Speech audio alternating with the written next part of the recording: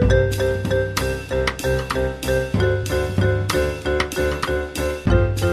listening to Two Guys Talking Wine with Michael Pinkus and Andre Prue. This podcast is brought to you by listeners like you, because we have no sponsors right now, so you are our sponsors. We love every single one of you.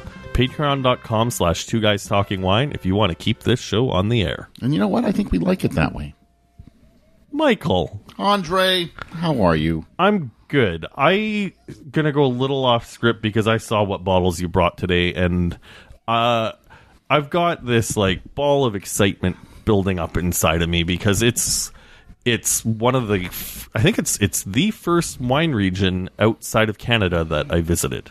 Yeah, when I was opening the bottles, I saw that you had like that shit-eating grin on your face and the cat that ate the canary and all that stuff. We are going to Bordeaux today. Not just Bordeaux, but Saint-Emilion, the right bank. Well, I found out that when I was in Bordeaux that I was a right bank guy.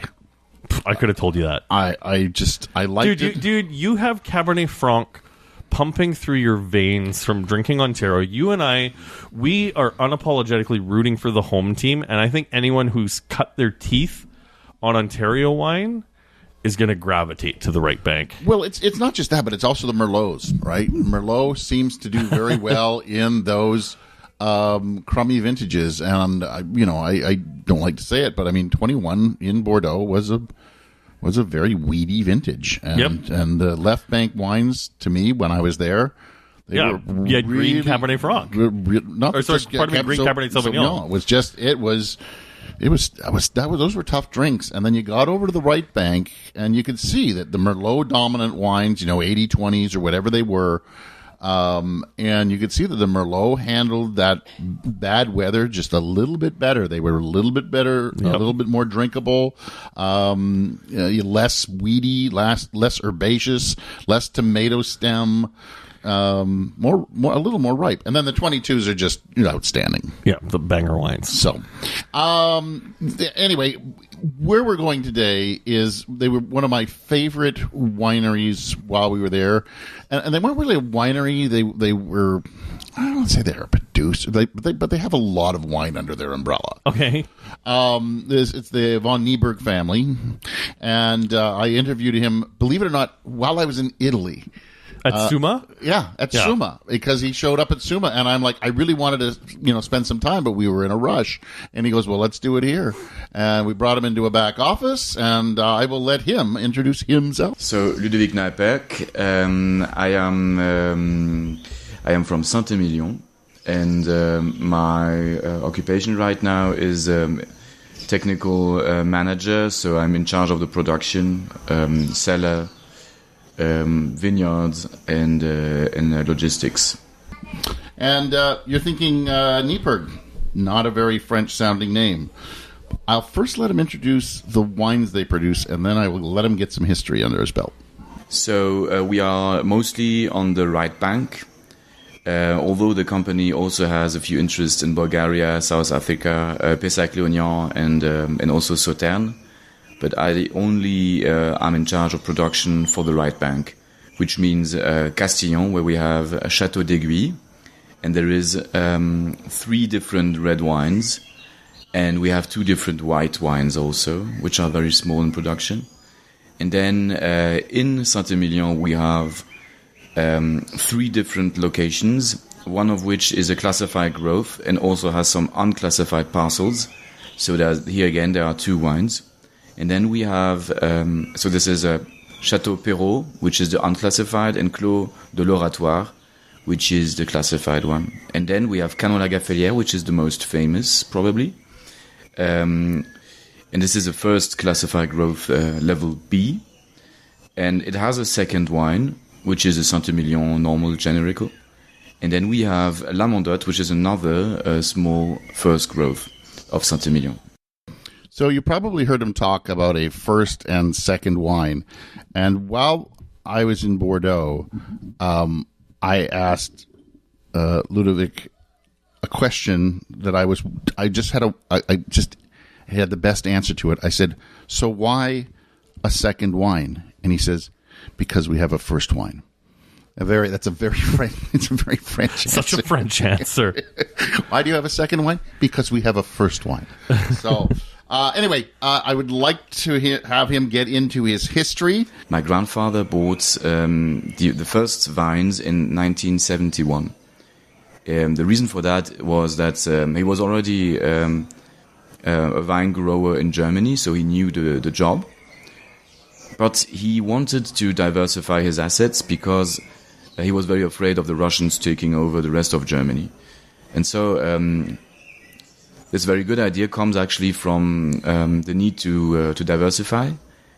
And my father was the only one in the family to speak French, so he was sent there. And at first he didn't want to, because the wines that the grandfather brought back to the family table from the estates were very thin, a bit metallic, diluted, not very good, in fact, the wines from the 70s and 80s. But my father, when my grandfather requested him to take over, he said, okay, at least I'll taste the wines and then I make my mind up. And then he tasted all the wines from the 50s, from the 40s, the 30s, and he thought that these wines were much better than the ones made in the 70s and 80s, although they were much older. So what happened? When the chemical fertilizers arrived, the wines began to be very diluted, and the reaction to that is what you will call the Parker area, or the area of interventionism, because you have viticulturists realizing that too much yield was diluting the wines. And so they start doing green harvest, leaf pulling, a lot more extraction and a lot more new barrels. And this was already a progress. The only problem with that is that these techniques, when they're overdone, they oxidize the wine a lot and they compromise the aging capacity. Huh. I mean, a whole lot of food for thought there, and I have long time on this podcast never been a fan of dogmatic winemaking. The whole doing stuff for the sake of doing it, so you're following a recipe, marketing dirty hippie juice, biodynamics in place that don't make sense. But to be able to pinpoint a moment where the wines were better and be able to correlate that to a change in viticultural practices does make sense. Yeah, I want to hear more about what he has to say before I opine much more on that. Well, Ludovic was very good at talking about viticulture and winemaking, and that's his job, actually. But I thought what we would do right now is open the Premier Grand Cru Classé 2020 Chateau Canon La Gafflier. Yeah. And have you give me your thoughts on it. I remember liking this wine when I was in Bordeaux. We did the 20, 21, and 22. And I remember the tasting. Everybody always made us start with the 21. You know, it's funny because I had a similar experience when I was there in 2014. 2012 was one of those challenging vintages, and I remember every bottle of 2012 that was opened for me just gravitating to it because it had a little bit of a sense of home. Obviously, the wines were ripe, but they had to harness the pyrazines that the Cabernet Franc would have brought. This wine probably could have been entered in Ontario's Ultimate Wine, and I would have guessed it as Ontario. And if you're listening from the winery, I mean that with the Ludovic, this is meant with the highest level of praise. There is a bit of pyrazine, but it is well integrated, and it's buried underneath a lot of dark fruit. It's not overripe. It's not over-extracted. It's got really great acid. The tannins are really short and... I find them a little grippy. Grippy, but still, like, I mean, full disclosure, we just recorded a podcast about Sagrantino. Yep. The tannins are certainly more approachable in this than in the Sagrantino. Correct. I also think we talk about, opening wines too early. This still has, a hell of a long time, probably 20 years easy. A long time. This is one of those ones where I would say, I know I preach against decanting, but this is one where we should definitely pull out a decanter if we're going to enjoy the rest of it, and really give it a go, because I think it'd be nice to know, because I don't have another bottle of the 2020, obviously. Anyway, I asked Ludovic about the 2022 vintage, which was just a monster vintage in Bordeaux, and what made it so special. And I got quite a detailed answer from him, Andre. I trimmed a lot of this out.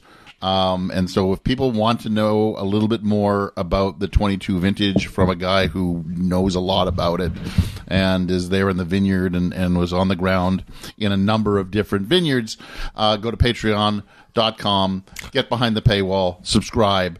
And you know what? Here's what Ludovic said about the changing styles of Bordeaux wines through the last 2 decades as well. So first, for the context, we have been producing a few vintages now that are renowned for being very sunny.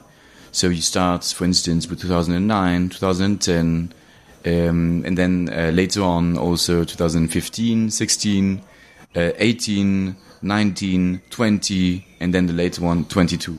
So you have a series of hotter vintages, which wasn't always the case in Bordeaux. And also a realization that the wines in Bordeaux overall were lacking a little bit of freshness. And I think that the first ones to realize that started to change the style in 2016. So you will also see a difference between the Bordeaux 15 and 16, because some people realized that the 15s were actually quite hot. And so it's needed. This required a few steps back in readjustments of the harvest dates. And in 2020, you realize that most of the wines in Saint-Emilion have changed their style. Very cautious with the wines, and they were starting to make them in a fresher way, because also they had a series of warmer vintages. And so we have 22 coming in this line, where people are super cautious, harvesting quite early actually.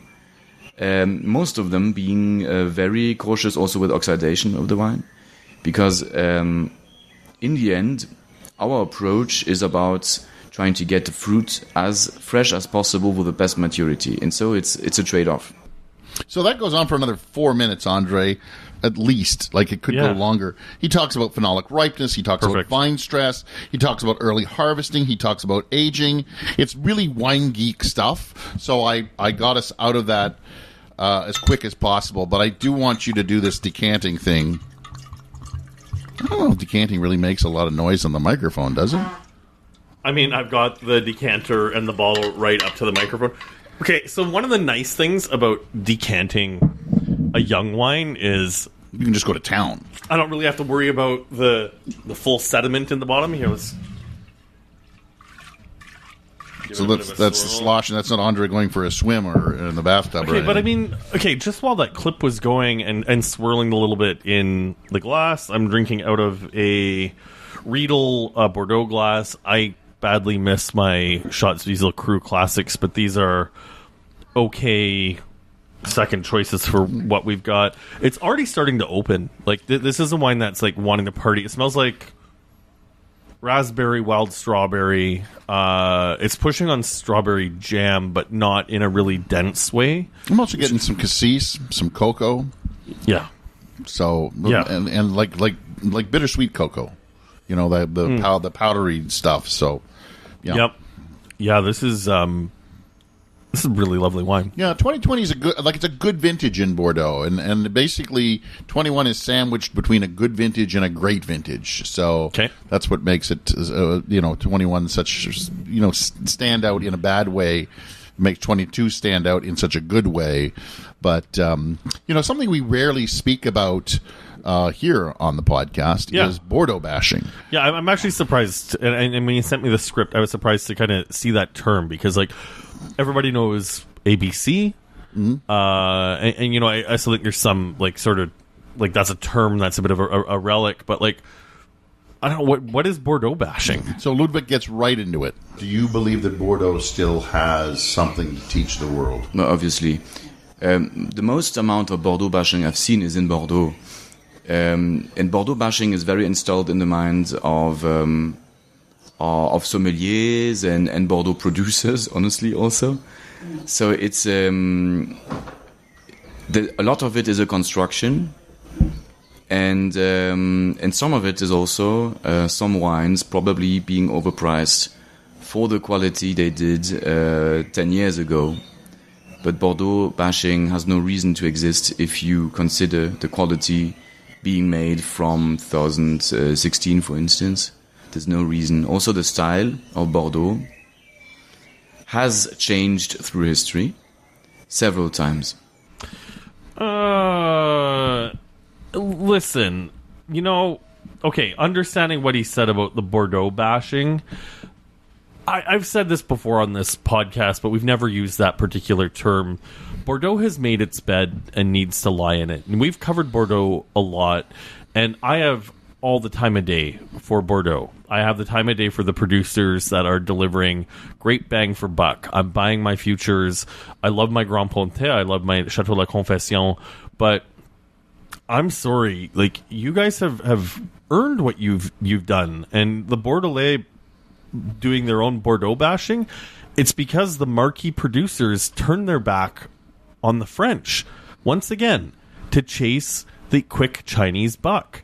And now that it's gone, you guys are looking for someone to catch you on the way down. But you turned your back on your core customers. Yeah, and that's what it is. It's the core. You said the French customers, but it's not just the French. It's the Americans. Well, I mean, it's the Canadians. but the French are the core customers, right?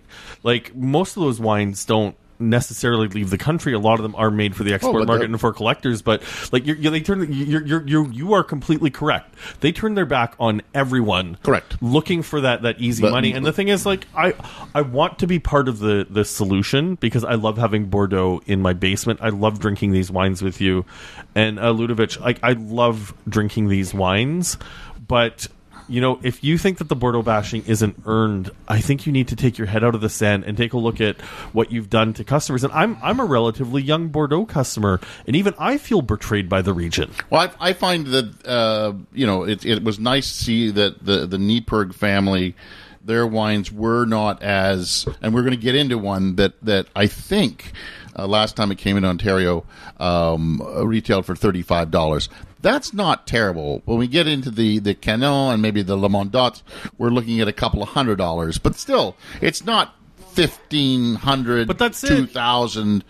And this is a message to every Bordeaux producer listening to this podcast. I don't mind spending a couple $100 on a choice bottle of wine that is going to be in my cellar, and I still think that at a couple $100 a bottle, you can find good value. But show it to me and bring it to me. $1,500 for a bottle of Haut-Brion is not value. No, that's not. And we tasted a very expensive bottle, and I think we're going to do a podcast That'll briefly be on it. The next episode. And anyway, we'll tell you our thoughts there. Ludovic does go into parkerization. Perfect. You have to. So play it.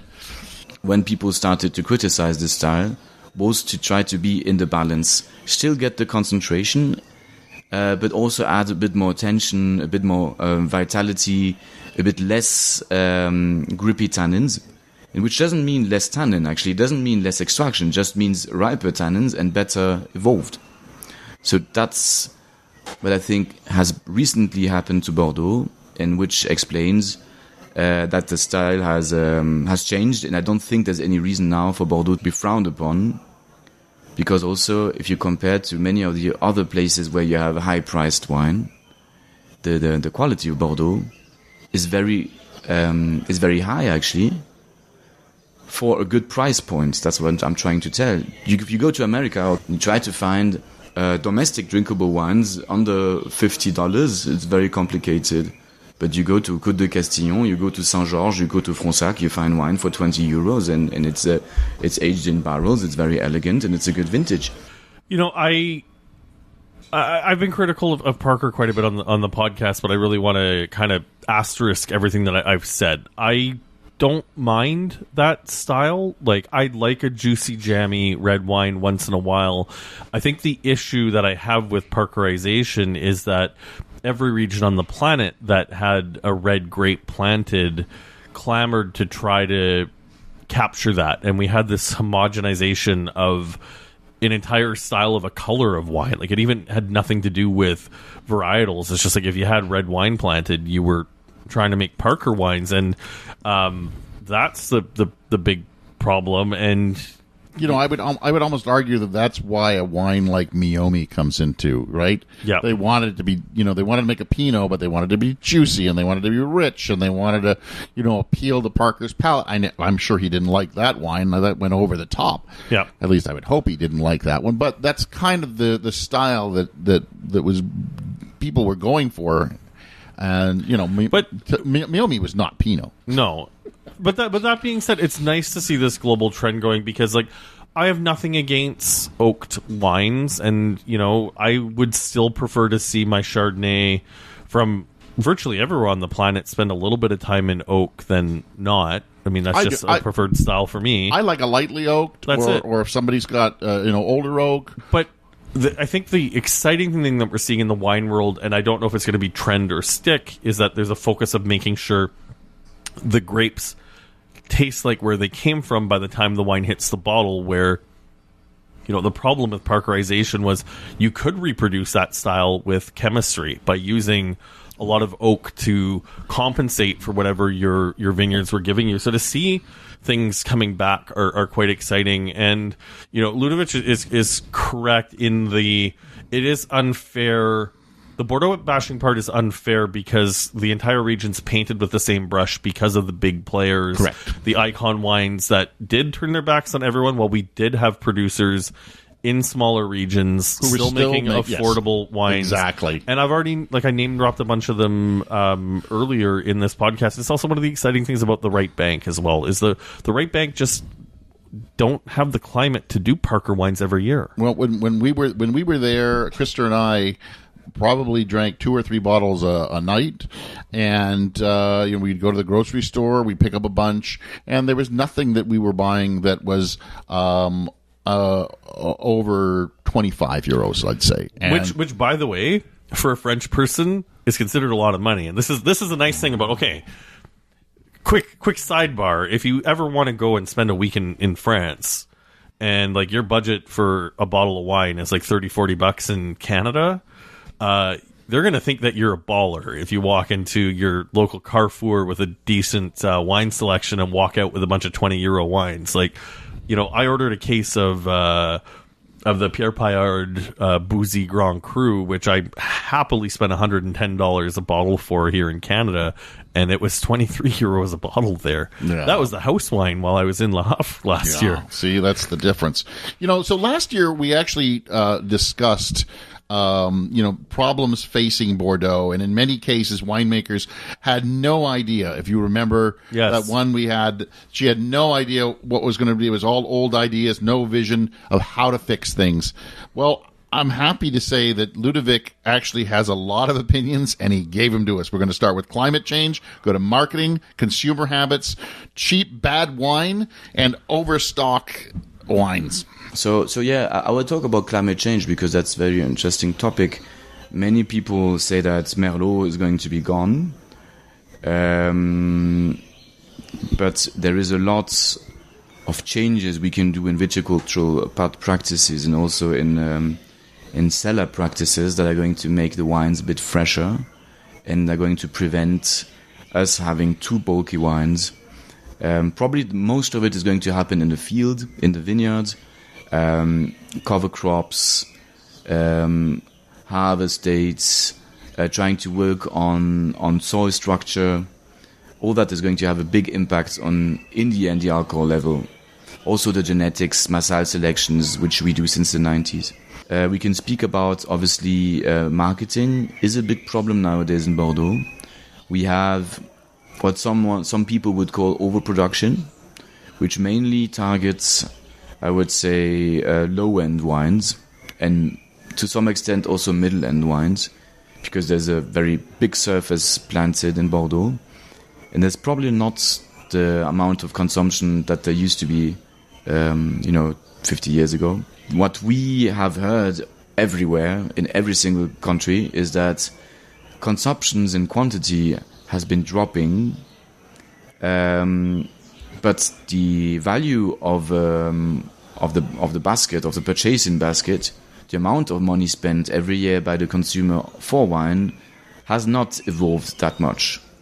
So people are drinking better stuff, better wines, but lesser quantities. And that would advocate for lesser surface, I agree, probably. But also, there's so much bad wine still being drunk and produced. So that Bordeaux actually makes very cheap low-end wines. If you realize that it's less than €1 per bottle if you purchase the wine like that. Very, very low-end wine. I don't know why the market is stuck like that. It probably has to do with stocks also and interest rates going up. People who would carry stocks before, they are not able to do so anymore because of the rising interest rates. Well, you're talking negotiations. I'm talking about the trade, but also private consumers. If you have less available income at the end of the year, of the month, then probably your sell expenses are going to be less important, especially if you have already your acclimatized cellar that is already full with stuff that you're going to drink in 5 years or more. Then you're not really into buying wine because you have limited space and you have limited income and you haven't really consumed what you have bought. So on his last point about overstock and less income, Ludovic thinks it is something Bordeaux needs to work on. Bordeaux needs to make wine that are ready to drink rapidly, but still with a very good aging capacity. And so I will quote my father, who quoted himself, Thierry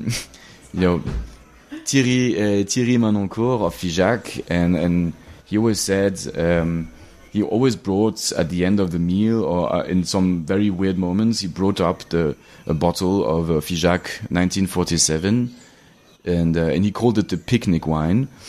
And the reason for that is that it's a Bordelaise expression to say that the wine is always good. That means that the perfection of the best vintages, actually, they're also very smooth, young. And if they're really, really well balanced, they don't even really need aging. They can age and they will endure, they will have a long life expectancy because they are just also chemically very, very balanced and very stable. But you don't need really to wait for them. And that's the difference between tannin quantity and tannin quality. Also, there's a misperception about that. Probably a lot of that is a problem of education. We have probably been missing out on education of new consumers. So I've just poured for you, unless you want to discuss what he's just said. I mean, I don't disagree with anything that he said, and it's refreshing to hear someone from Bordeaux who gets it. I'd be curious to hear what his tune was, 15 years ago when it was still Land of Milk and Honey from Chinese markets. And I'm not making any accusations. Like, I'm legitimately curious of whether or not this has been a constant tune that he's been singing, or if it's a change that he's seen. The quality of the wines are outstanding and they're affordable. Like, while we were listening to that last clip, you poured the Chateau d'Aiguille in my glass, and the 2021 vintage just rolled through the LCBO for $39.95 a bottle. So this is the 22, which is that great vintage that you've heard talk about. Yeah, this is lovely wine. And so this is I think is, as far as their I think there's 4 wines in their lineup. This is the least expensive of all of them. But the quality is still right there. Yeah, and I mean, the way that these wines are made are barrel selection, right? Yeah. So, and these are the barrels that weren't good enough to make to the Premier Grand Cru Classé. And No. This is actually there's actually a property called Chateau d'Aiguille. Yeah. So this is a purpose-made wine. Yeah, they make this on its own. Well, I'm even more impressed. So, and that's I believe it's an 80-20 Merlot cab, and that would be actually even high for the region as well, because often Cab Franc is just like a 5 to 10% on the right bank. So, So yeah, I was really impressed with this, and it's for $40 here. I think that's a great value wine. That's the kind of thing you'd want to. You could get that as a gift for somebody. It looks a heck of a lot more expensive than it actually is. Yes, I mean the labels are very classic. I'll be honest, I don't have a lot to say because everything he said, he sort of highlighted like what the problems are with the region, and these are good value for money, both the wines. So we poured the wine. We're tasting the wine. You got any notes? I'm getting a little black licorice. I'm getting cassis. I'm getting a blueberry. Riper fruit. I'm getting red fruit too. I'm getting more like ripe strawberry, like fresh Ontario. Right after the first batch, the second batch of Ontario strawberries that come in that are a little riper. It's still got raspberry jam, but that's just speaking to the beautiful balance of the wine, like really great acid bringing up that red fruit. And again, the tannins are there, and I think probably give this thing an hour. Yeah, they're starting to build up on the back of my cheeks. Give it an hour. I think we're going to be looking at some really silky tannins on this wine, though. I agree with you fully. So in the next clip, I get schooled on Bordeaux, as I mentioned early on in my Bordeaux journey, or in my wine knowledge. Bordeaux has always been a weak point up until this trip. Yeah, but we're both trying to learn, and you were there to learn. So I started asking questions about the growth of white wines, and what was Bordeaux going to do about that. But first, just play the damn clip. Obviously, Bordeaux, for the most part, is thought about as a red wine producing area. For the most part. Do you think? Yes. I think when most people think of Bordeaux, they think red wine. When do you put the start of Bordeaux? Where do I put the start of Bordeaux? Yeah, what date? I don't have a start date for Bordeaux. You're going to tell me it actually started as a white wine area, are we? Probably Bordeaux in the Middle Ages was a lot of white wine.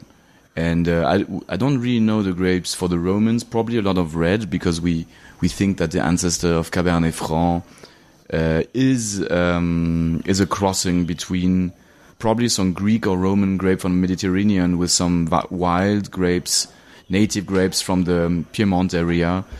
But Cabernet Franc is a descendant from it, so there must have been some red grapes, of course. But probably it was more mixed than nowadays. And in Saint-Emilion, for instance, which was not Bordeaux, by the way, it was almost part of Périgord, you had a lot of white wine. Oh. No. It's almost part of the place where you get great French truffles. Well, see, so he's schooling me a little bit about the history of Bordeaux. Now, you did point out during the playing, he said probably. Yes. But, I mean, yeah, he's probably right. White wine is probably easier to make than red wine. And I mean, it's just interesting to hear like what was planted at the time. Like we benefit in 2026 from a hell of a lot of technology, even to the lowliest producer. I know I mentioned this with the ADX Wine Company. Like, I have access to a world-class lab with Brock University, where if I need to get something from a tank analyzed, I send them my sample. They invoice me for it. It's not very expensive, and we can do everything right down to practically the molecule. So the Neippergs do make some white wine. Yeah, that's cool. Not a lot, but they do it for a reason. We have in total 5 hectares of white wine in production, for around 110 hectares of of total wine. So it's less than 5%. It's very small. And for us, it's also a way to maybe engage the clients and tell them, hey, we're still trying stuff and we're still being dynamic, and it's just a very obvious way to show it. Although we have never stopped innovation also for the red wine area. So I mentioned at the beginning that we met back up with Ludovic at Suma in Alto Adige, and I wanted to give him a shout out to Alois Lagater, who hosted everybody at Suma, and why he actually comes to the festival. So it wasn't the case 2 years ago. We were several estates at the Suma, But I don't really know why the others did not come this year. To begin with, the continuum of certified organic, classified, certified organic and classified growth. Also, Bordeaux doesn't really recognize the potential it has in places like northern Italy.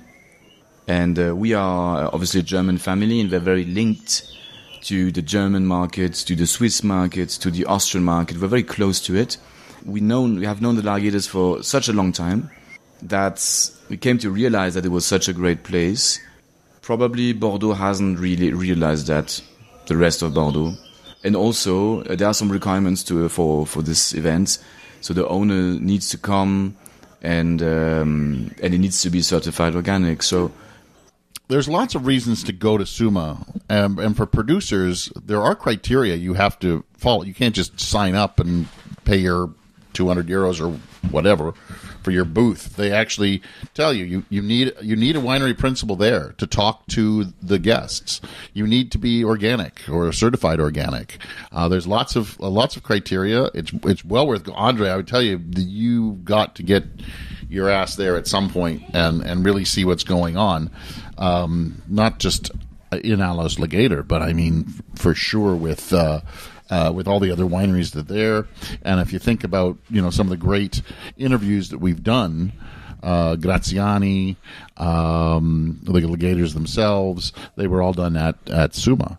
And so I'm looking forward to going again this year and finding out some other producers that are there. And there was another guy I tried to get an interview with. He was also he was an Italian producer from some small area, and I just couldn't connect with him. But I think it was because he was the only guy at the booth. So to pull him away, there was no way to do it. Well, how many people go to SUMA? Like how crowded is the event? Because it's not that crowded because they limit the amount of tickets, but the producers they have are about 115. So and I can't remember what they said is the number. Go back and listen to the Alois Legator podcast. Yeah. I am sure that they say how many tickets they. No, I'm not going to lie. I actually went to the SUMA website today while we were working on some show notes for this, and there's a part of me that just thought, like, I wonder if I could sell any wine there if I showed up as the ADX wine company. They didn't have any Ontario wineries, so they don't. But are you certified organic? No, you would not get in. I wonder if they would give us a mulligan just based on the climate, though. I don't know if they do that. Okay. Anyways. Okay, so it's great consumer event, worth going. Of course, when I do any of these interviews, I like to ask my final question of what would you drink? And I thought Ludovic would go with something in the higher end scale, but he actually picked something that is affordable. So I'll go very very pragmatic. I'll go for something which is very good to drink now and is not very far away from the apogee, for the golden age for this wine. It's already a little bit aged, but it's still on the market, I think. I would go for 2014 Aiguille, for instance, which is a bottle that actually doesn't need a lot of further aging, and I think that's a very, very, very reasonable. Also, it's quite accessible. So, and these limestone plateaux, although they're not Saint-Emilion, they are Castillon, have just such a great ability to age. And if you find one of these a bit old, a bit aged, they're really great right now. And your favorite wine right now that you're making? My favorite wine right now that I'm making, obviously La Mondotte. It's the place where I live, and I'm very close to these parcels. It's astonishing because it's the first growth of Saint-Emilion. It's among the best soils in the area. Currently, that's my little baby in the production. I really loved all the 22s from the Neippergs. I loved talking with Ludovic. He was a wealth of knowledge, and I know I've said it before. I said it earlier in the podcast. You can probably tell he's got a lot to say.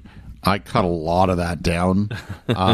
So it's something people should think about checking out on patreon.com/2guys talking wine. You know, if I can throw a compliment to Ludovic beyond the fact that it's refreshing to hear someone who does completely understand what has happened in the region. I hope he has some ideas on how to move forward, because these are wines that belong in glasses. And as someone who loves the region, and as you know, I'm fiercely loyal to the producers who were who treated me well on my trip when I went, like, well over a decade ago now. While we were doing this podcast, if there was a part where I sounded a bit distracted, it's because I was literally on the Vintages website buying futures of a couple bottles of the Canola Gaffière. So those are coming to me for the 2023 and 2024 vintage. And I can say without a doubt, both of these wines are two of the best Saint-Emilion wines I've ever had. As I said, I was thrilled with them. And then here's the thing: is, like, we talked a bit about price. We threw in some shade at some of the Halo producers, but the Chateau Canon La Gaffière, the 2023 and 2024 vintages are rolling through futures at like $110, $120 a bottle. See, that's not bad at all. It's not chump change, but, like, I'm not buying these wines to drink on a Friday night. I'm buying these wines to, Michael, probably open with you down the road when we're looking to have a nice meal. I'd be very happy, and I know I have a couple of bottles of the 22, so I will happily open those with you. Did you learn anything? I mean, like, I'm by no means an expert on Bordeaux, but, like, I was fortunate enough to get my Bordeaux experience earlier than you. I know I keep asking you this question as we keep doing these podcasts, but I think the question I want to ask you is, did you find any inspiration in the region? I did. I finally started to understand. I think I told you this before. I understand vintage variation. Yes. I get it. We live in a wine region that has, vast vintage variation. I really got it when we tried the 2021s and 22s right back to back to back. If you get the chance, even here in Ontario, to get a variety of vintages back to back to back, different vintages, like dramatically different vintages, try it.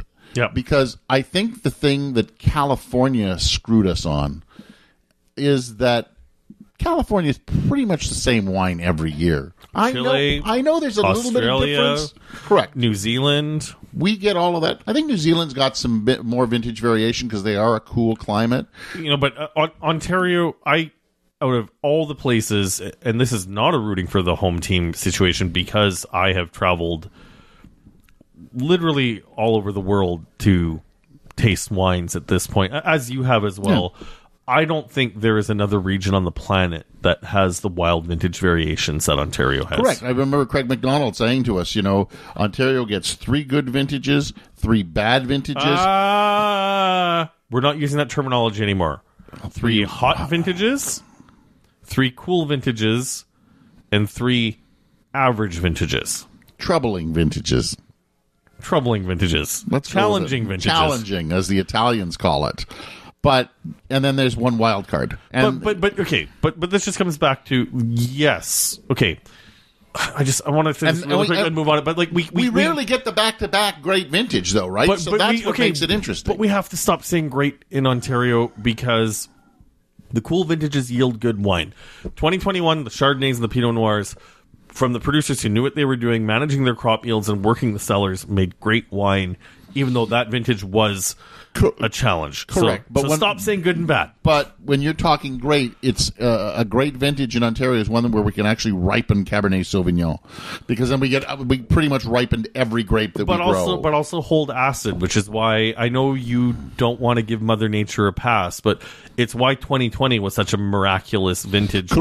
It was hot but not too hot. Correct. It was dry but not too dry. And that's going to be probably the only vintage in your career and in my career as a wine writer where the Pinot Noir from 2020 was just as good as the Cab Sauv. Correct. Because in a vintage like 2016, the Pinot Noirs and the Chardonnays suffered compared to Correct. the Grand Red from And that's where 2022 comes into Bordeaux. It was that kind of vintage as well. So we got it in 2020. They got it in 2022. All right. We got to wrap this up. Who are you? Oh, I'm Michael Pinkus of michaelpincuswinereview.com. The great guy on most social medias. Let's just say that it's easier. Andre Wine Review at Andre Wine Review on most social media. AndreWineReview.ca. Are you sick of me saying Andre Wine Review? I am. Andre Wine Review. Yeah, Andre Wine Review. I'm going to need a drink. Andre Wine Review. Oh, good night. Thanks for listening. Please subscribe to Two Guys Talking Wine on iTunes. Two Guys Talking Wine is produced by Adam Duran and Ken Little.